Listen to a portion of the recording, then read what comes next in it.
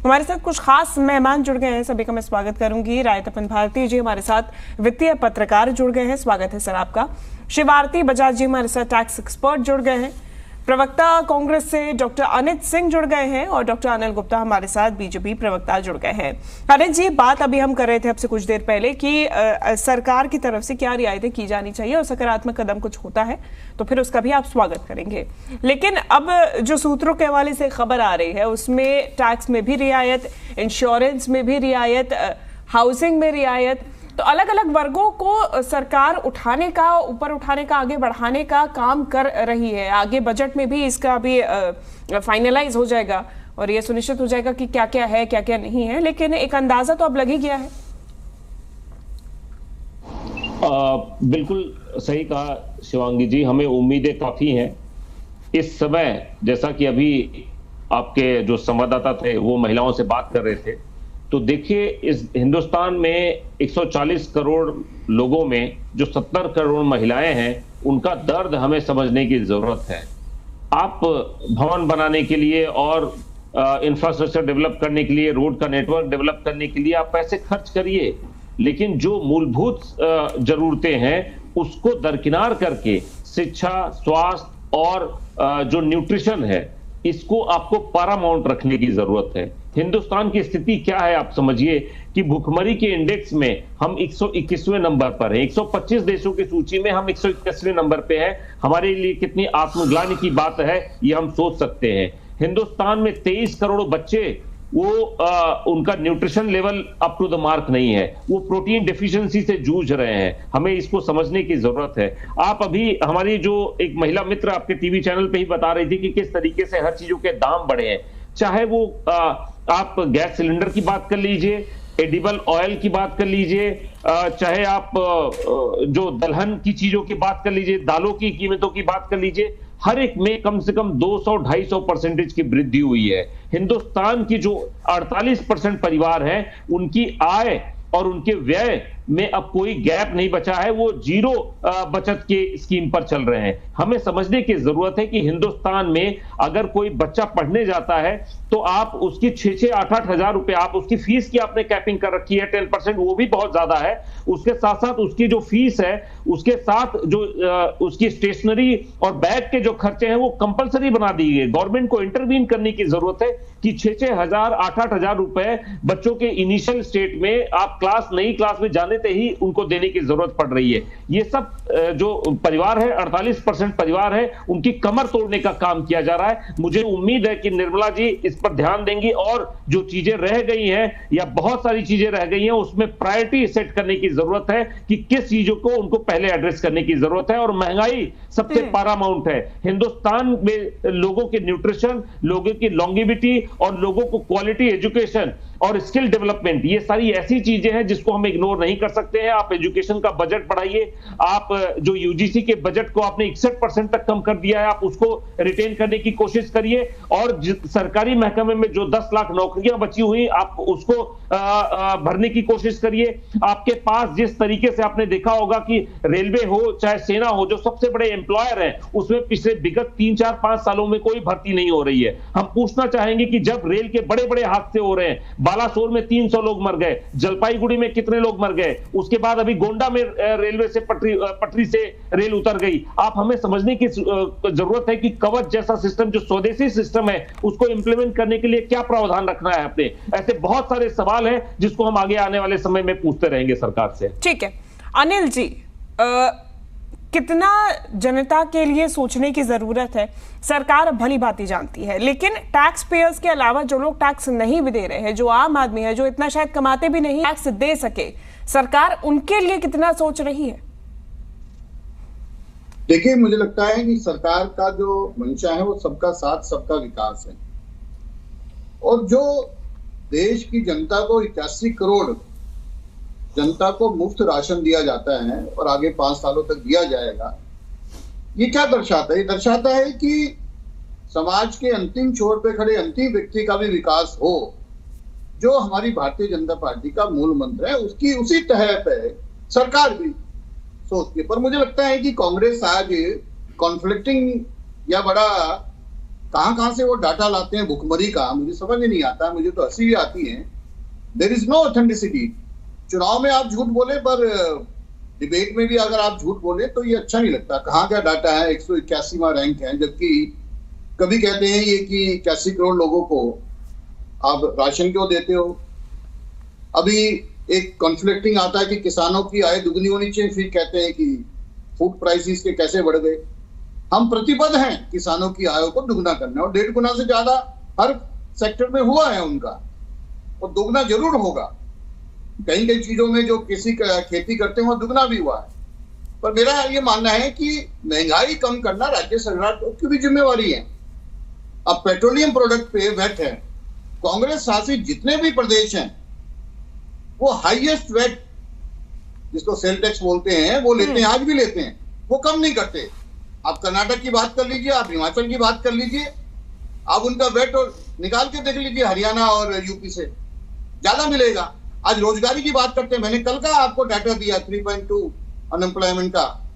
आप रोजगार पैदा करना राज्य सरकार की भी जिम्मेवारी है, पर ये जहां जहां इनकी सरकार ठीक है अनिल जी, मैं लौटूंगे आपके पास। और अगर आप बैक जी एक अंक में देखिए, दिल्ली देश में जीएसटी काउंसिल है, सारे प्रदेशों के मुख्यमंत्री इसके मेंबर हैं।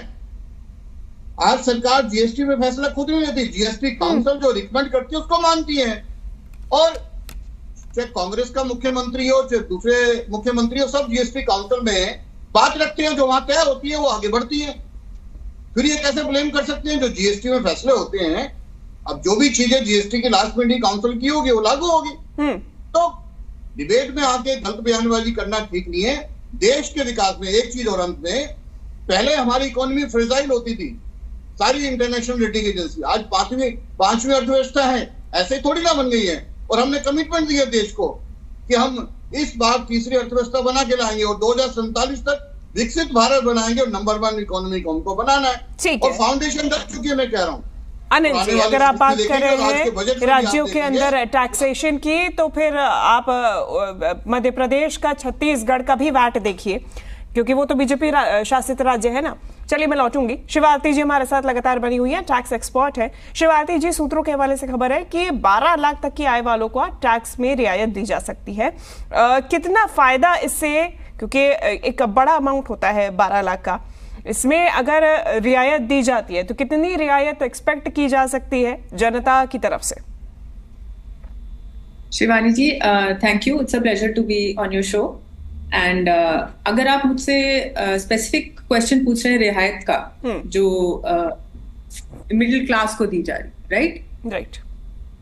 हाँ, तो उसमें आप हमें इसमें इंपॉर्टेंट पॉइंट ये देखने वाली बात है, इसमें दो चीजें हैं। पहली बात तो एक हमारे पास इंटरिम बजट आ चुका है, दूसरी बात कल इकोनॉमिक सर्वे रिपोर्ट भी रिलीज हो चुकी है, और तीसरी बात अगर हम टैक्स से पॉइंट ऑफ व्यू से देखें for tax breaks for the middle class, जो हम इनकम टैक्स देख रहे हैं, हमें ये बात ध्यान रखनी पड़ेगी कि 2% जो मिडिल क्लास है वो पूरी 100% पॉपुलेशन का ऑलमोस्ट टैक्स देती इस देश में।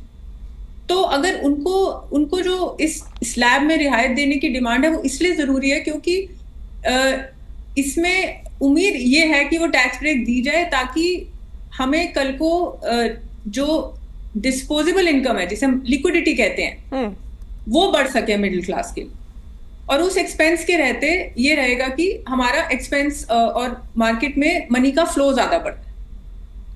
बिल्कुल, और मनी का फ्लो जब बढ़ेगा, लिक्विडिटी बढ़ेगी, तो फिर मार्केट में भी उतना ही असर।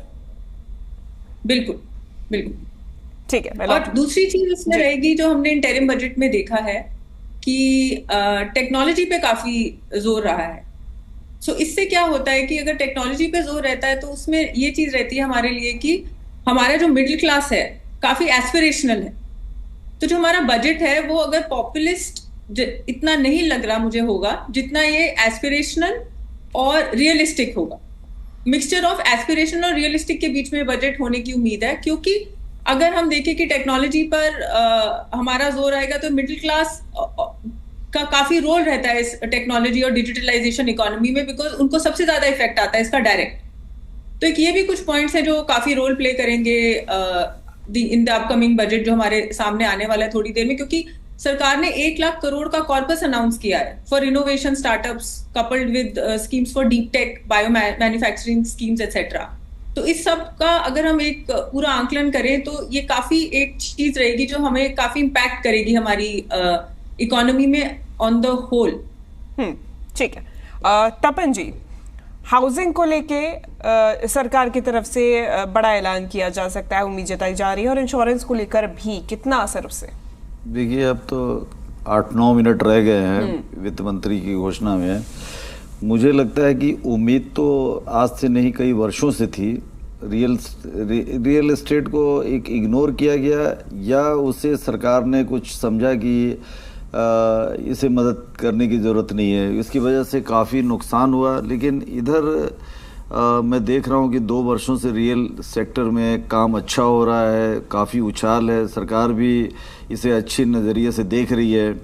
तो रियल एस्टेट को 2 तरह से मदद की जा सकती है। एक तो रियल एस्टेट में जो इन्वेस्ट करते हैं, जो फ्लैट खरीदते हैं, मकान खरीदते हैं, उनको बैंक से क्या छूट मिलती है। 1% की जो जिम्मेदारी उसके ब्याज दर का लेती है सरकार, वो अभी उसकी सीमा रेखा 50 लाख के नीचे है। उसे 1 करोड़ पर लाती है, 80 लाख पर लाती है, वो देखने की बात है। दूसरा, रियल एस्टेट में जो काम करने वाली कंपनियां हैं, उनको किस तरह की छूट मिलती है, तो वो अभी देखना पड़ेगा। अच्छा, एक बात और है कि हम रियल एस्टेट की बात करें या डिफेंस की बात करें, एजुकेशन की बात करें, किसानों की बात इस देश में खूब होती है और उनकी आबादी भी बहुत ज़्यादा है, और वो देश के हमारे अन्नदाता हैं। तो अन्नदाता काफ़ी नाराज़ रहे, और एनडीए सरकार इस बात को जानती है कि अन्नदाताओं को नाराज़ नहीं करना है। उन्हें उनके साथ कमिटमेंट था कि आपकी आमदनी हम दुगनी करेंगे।